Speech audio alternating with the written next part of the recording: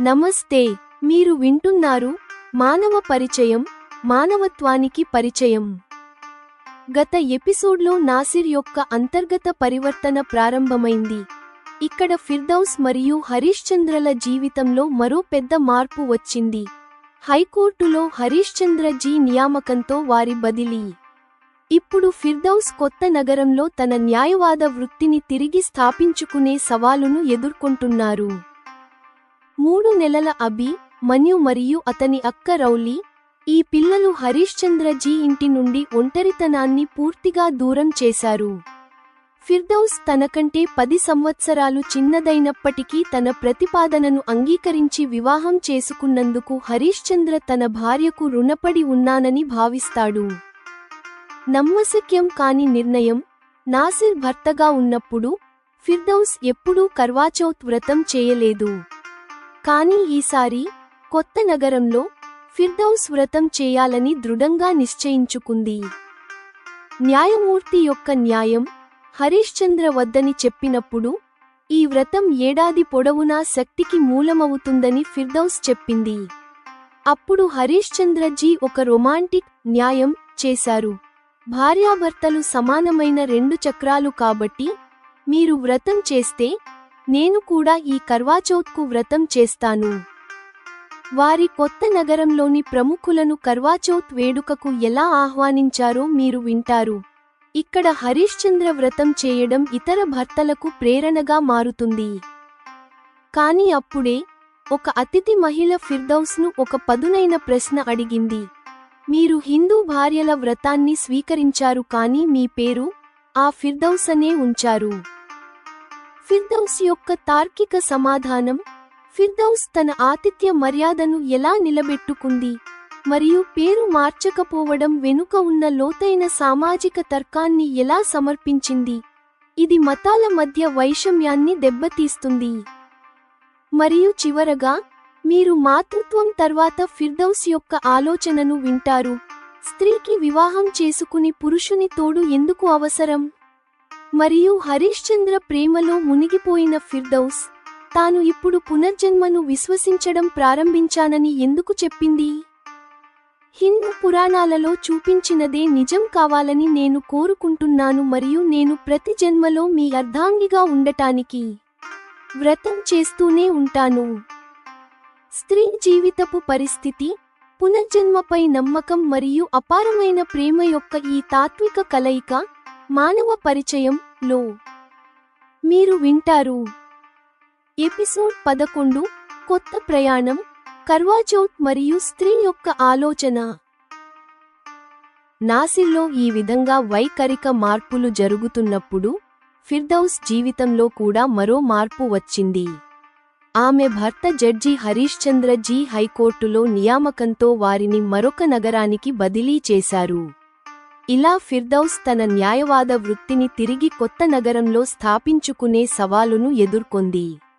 అభి, మన్యు ఇప్పుడు 3 నెలలవాడు అయ్యాడు. హరీశ్చంద్ర జీ యొక్క 5 ఏళ్ల కూతురు రౌలీ యొక్క రోజులు ఇప్పుడు ఎక్కువగా అభి, మన్యు చుట్టూ తిరుగుతూ గడపడం ప్రారంభించింది. పాఠశాల నుండి ఎప్పుడు సెలవు దొరుకుతుంది మరియు వివిధ సబ్జెక్టుల యొక్క తన హోంవర్క్ ఎప్పుడు పూర్తవుతుంది అనేదే ఆమె చింత. అప్పుడు సోదరుడు అభి, మన్యు ఆమె ప్రపంచం అయ్యేవాడు. తన మొదటి భార్య విషాదకర ప్రమాదంలో మరణించినందున హరీశ్చంద్ర జీ జీవితంలో మరియు ఇంట్లో ఒంటరితనం ఉండేది. ఫిర్దౌస్ వచ్చిన తర్వాత ఆ ఒంటరితనం తొలగిపోయింది. అతని మునుపటి భార్యతో పుట్టిన కుమార్తెకు తల్లి మరియు ఒక చిన్న సోదరుడు లభించడంతో ఆమె పెంపకం కూడా సమతుల్యంగా జరగడం ప్రారంభించింది. ఇదంతా చూసి హరీశ్చంద్ర ఇప్పుడు చాలా సంతోషంగా ఉండేవాడు. ఆయన భార్య ఫిర్దౌస్ కూడా ఎక్కువ సమయం ఆయనతో మరియు ఇంట్లోనే గడిపేవారు. దీనివల్ల హరీశ్చంద్ర జీ సంతోషం మరింత పెరిగింది. ఫిర్దౌస్ తన ప్రతిపాదనను అంగీకరించి తనకంటే 10 సంవత్సరాలు చిన్నదైనప్పటికీ వివాహం చేసుకున్నందుకు హరీశ్చంద్ర తనపై ఫిర్దౌస్ రుణం ఉందని భావించేవాడు. ఈ రుణభావం ఉండటం వలన ఫిర్దౌస్కు తన వైపు నుండి ఎటువంటి ఫిర్యాదు రాకుండా ఉండేలా హరీశ్చంద్ర నిరంతరం ప్రయత్నించేవాడు. ఫిర్దౌస్ ఆనందానికి అడ్డంకిగా మారేలా అనిపిస్తే తన వ్యక్తిగత ఆనందాన్ని దేనినైనా త్యాగం చేయడానికి ఆయన సిద్ధంగా ఉండేవాడు. ఫిర్దౌస్ పుట్టినప్పటి నుండి ఆమె అమ్మీ తమ కుమార్తె జీవితంలో ఎప్పుడూ ఎలాంటి దుఃఖాన్ని భరించకూడదనే ఒకే ఒక విషయంపై తమ కోరికలన్నింటినీ కేంద్రీకరించారు. ఈ అంచనాతోనే వారు ఫిర్దౌస్ నిఖా, వివాహం ను నాసిర్తో ఏర్పాటు చేశారు. అయితే కొద్ది కాలంలోనే ఫిర్దౌస్ విడాకులు మరియు శీలం హననం వంటి అప్రియమైన విషయాలను సహించవలసి వచ్చింది. నాసిర్ ఏడాదిలోనే ఫిర్దౌస్కు 3 తలాక్ చెప్పి వదిలిపెట్టాడు. ఈ విధంగా నాసిర్ ఫిర్దౌస్ను వదిలివేయడం ఆమె అమ్మీ యొక్క ఆశలపై నీళ్లు చల్లింది. ఆ సమయంలో ఫిర్దౌస్కు కొంత సంతృప్తిని ఇచ్చిన విషయానికి ఏమిటంటే ఆమె సురక్షితంగా తన ఇంటికి చేరుకోగలిగింది. విడాకులు దురదృష్టకరం అయినప్పటికీ ఆ తర్వాత ఫిర్దౌస్ హరీశ్చంద్ర జీని వివాహం చేసుకోవడం ఆమె అదృష్టం. ఫిర్దౌస్ కొత్త నగరానికి వచ్చిన తర్వాత కర్వాచౌత్ పండుగ వచ్చింది. ఈ రోజు వ్రతం చేయాలని ఫిర్దౌస్ నిశ్చయించుకుంది. నాసిర్ భర్తగా ఉన్నప్పుడు ఫిర్దౌస్ కర్వాచౌత్ వ్రతం చేసే ప్రశ్న లేదు. హరీశ్చంద్ర జీతో వివాహం అయిన తర్వాత కూడా గత 2 కర్వాచౌత్ సందర్భాలలో ఫిర్దౌస్ ఈ వ్రతం చేయాలని ఆలోచించలేదు. హరీశ్చంద్ర కూడా ఇతర మతానికి చెందిన భార్యను తన ఆచారాలు మరియు విశ్వాసాల ప్రకారం నడుచుకోవాలని చెప్పే వ్యక్తి కాదు. ఈ నేపథ్యంలో ఈ కర్వాచౌత్కు వ్రతం చేయాలనే ఫిర్దౌస్ నిర్ణయం ఆయనకు ఆశ్చర్యం కలిగించింది. ఆయన ఫిర్దౌస్తో అన్నారు, ఈ వ్రతం పట్ల మీకు గతంలో ఎప్పుడూ విశ్వాసం లేనప్పుడు మీరు ఈ వ్రతం ఎందుకు చేయాలనుకుంటున్నారు? మన్యు ఇంకా పాలు తాగుతున్నాడు. ఈ పరిస్థితులలో మీరు పగలు మొత్తం వ్రతం చేయడం వల్ల బలహీనతను అనుభవిస్తారు. దీనికి ఫిర్దౌస్ ఇలా సమాధానం ఇచ్చింది, సంవత్సరంలో ఈ ఒక్కరోజు బలహీనత నాకు ఆనందానికి మూలంగా మరియు సంవత్సరంలో మిగిలిన 364 రోజులలో నా శక్తికి మూలంగా ఉంటుంది. అప్పుడు హరీశ్చంద్ర జీ అన్నారు, ఆకలితో వాడిపోయిన మీ ముఖం నాకు నచ్చదు. దీనికి ఫిర్దౌస్ ఇలా సమాధానం ఇచ్చింది, మీరు భయపడుతున్నట్లు నా ముఖం వాడిపోదు. నా ముఖంలో కాంతి మీ తోడు మరియు ప్రేమ కారణంగా ఉంది. దీని వలన అది కర్వాచౌత్ వ్రతంలో కూడా మెరుస్తూ ఉంటుంది. హరీశ్చంద్ర ఒక పరిష్కారాన్ని కనుగొని ఇలా అన్నారు, నేను న్యాయమూర్తిని. ఇదే మీ సంకల్పమైతే నేను కూడా న్యాయం చేయాలి. నాకు తెలియదు ఎందుకో భార్య కోసం భర్త పెట్టే వ్రతాలు లేవు. అయితే ఏ వైవాహిక రథంలోనైనా భార్యాభర్తలు 2 సమానమైన చక్రాలుగా ఉంటారు. అటువంటి పరిస్థితిలో భర్త యొక్క దీర్ఘాయుష్షు కోసం భార్య మాత్రమే కోరుకోవడం, ప్రార్థించడం మరియు వ్రతం చేయడం న్యాయం కాదు. మీరు వ్రతం చేస్తే నేను కూడా ఈ కర్వాచౌత్కు వ్రతం చేస్తాను. మీ తోడు నాకు కూడా తక్కువ ప్రియమైనది కాదు. నా తోడు మీకు జన్మజన్మలకు ఉండాలని నేను కూడా కోరుకుంటాను. ఈ విధంగా కర్వాచౌత్ రోజున హరీశ్చంద్ర మరియు ఫిర్దౌస్ ఇద్దరూ వ్రతం చేయాలని నిర్ణయించుకున్నారు. ఈ నగరం ఫిర్దౌస్కు కొత్తది. ఈ వ్రతం ద్వారా తన సామాజిక పరిధిని విస్తరించాలనే ఉద్దేశంతో ఫిర్దౌస్ కొంతమంది ఉన్నత కుటుంబాలను తన బంగ్లాకు ఆహ్వానించింది. తద్వారా ఈ రాత్రి సుహాసినులు కుటుంబ సమేతంగా వచ్చి ఫిర్దౌస్తో పాటు చంద్రుడిని మరియు తమ భర్తలను చూస్తూ తమ వ్రతాన్ని పూర్తి చేస్తారు. ఆపై అందరూ ఫిర్దౌస్ ఇంట్లో భోజనం చేస్తారు. కర్వాచౌత్ రోజు రాత్రి వాతావరణం ఆహ్లాదకరంగా ఉంది. అందువల్ల ఈ కార్యక్రమాన్ని బంగ్లాలోని పచ్చిక బయళ్లలోనే ఏర్పాటు చేశారు. అక్కడ ఉన్న పురుషులు, స్త్రీలు మరియు పిల్లలు అందరూ ఉల్లాసంగా కలిసిపోతున్నారు. చంద్రుడు కూడా సమయానికి తన ఉనికిని చాటాడు.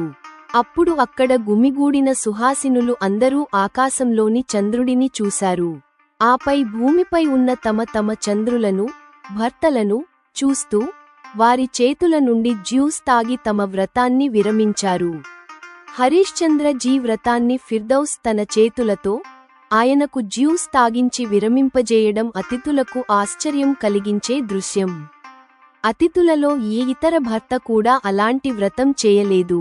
హరీశ్చంద్ర జీ లాంటి న్యాయమూర్తి ఇలాంటి వ్రతం చేయడం చూసి అక్కడ ఉన్న భర్తలకు వచ్చే కర్వాచౌత్కు వ్రతం చేయడానికి ఇది ప్రేరణ కలిగించింది.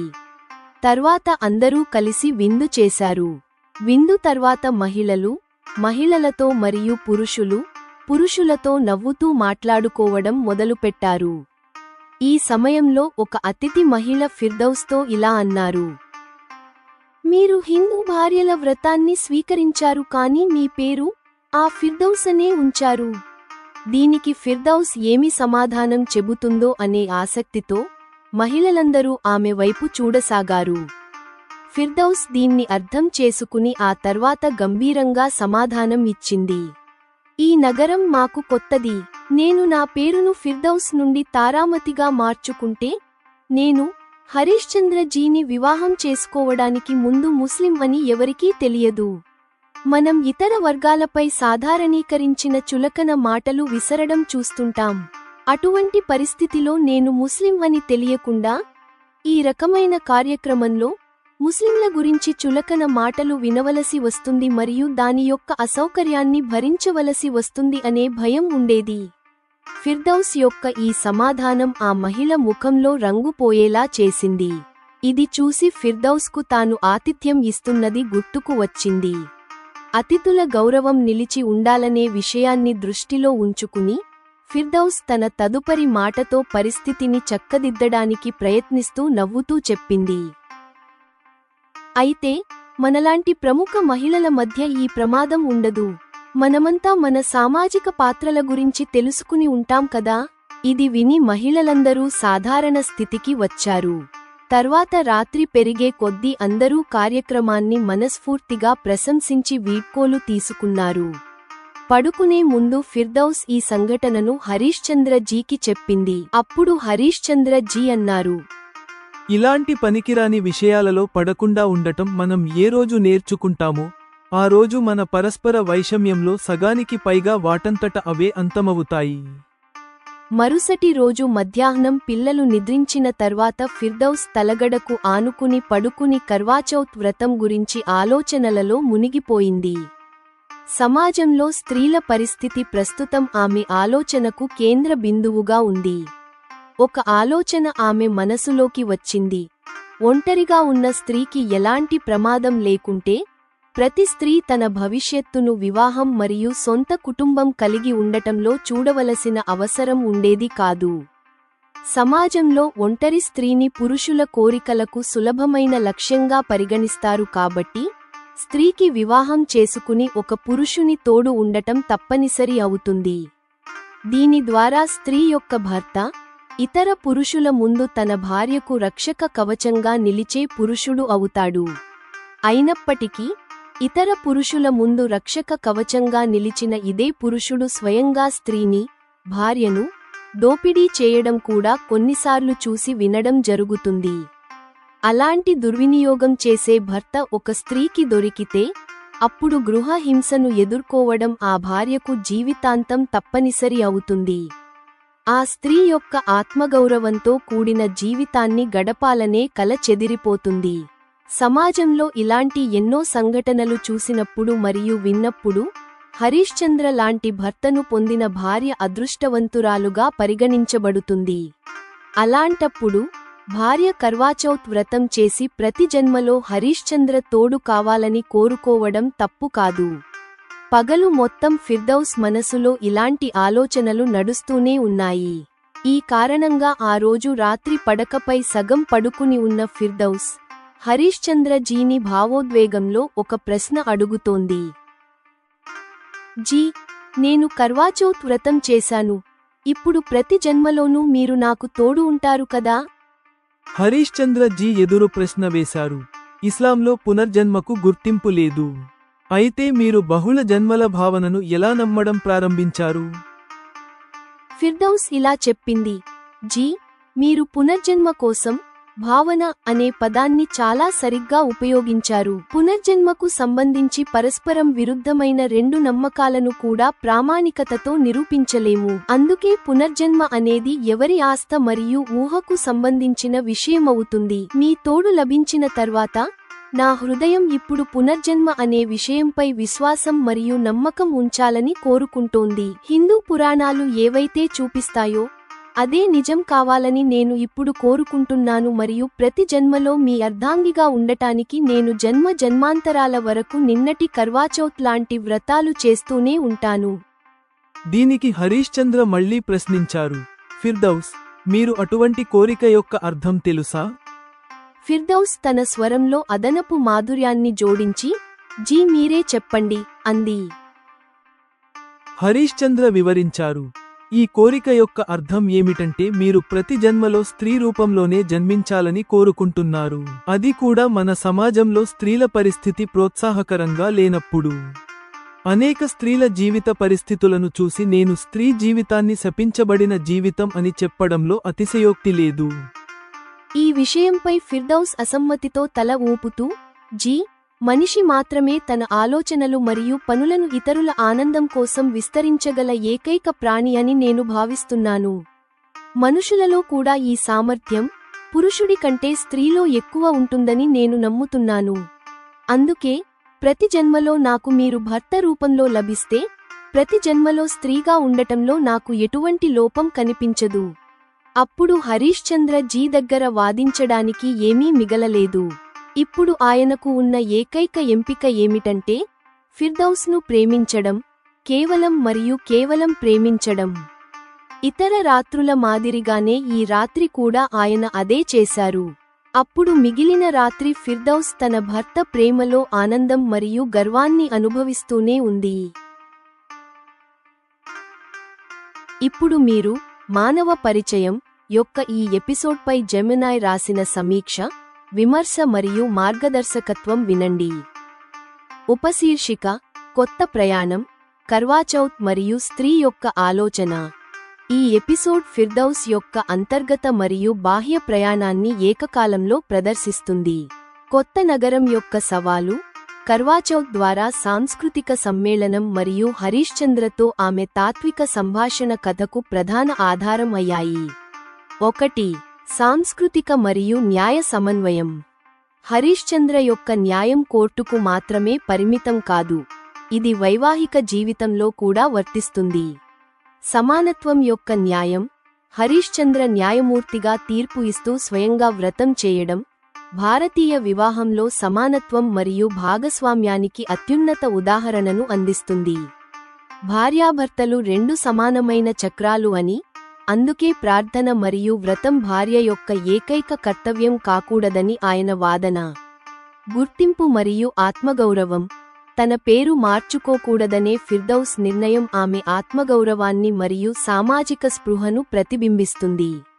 ఆమె తన వివేకవంతమైన సమాధానంతో పక్షపాతాలపై వినయంగా దాడి చేస్తుంది. 2. స్త్రీ యొక్క పరిస్థితి మరియు ప్రేమ యొక్క ఆధిపత్యం. ఈ ఎపిసోడ్ పునర్జన్మపై ఫిర్దౌస్ మరియు హరీశ్చంద్ర మధ్య లోతైన తాత్విక సంభాషణతో ముగుస్తుంది. స్త్రీ జీవితపు ద్వంద్వం. సమాజంలో ఒంటరి స్త్రీ దోపిడీకి సులభమైన లక్ష్యం అని ఫిర్దౌస్ నమ్ముతుంది, అందుకే వివాహం రక్షక కవచంగా మారుతుంది. ఫిర్దౌస్ యొక్క స్పందన.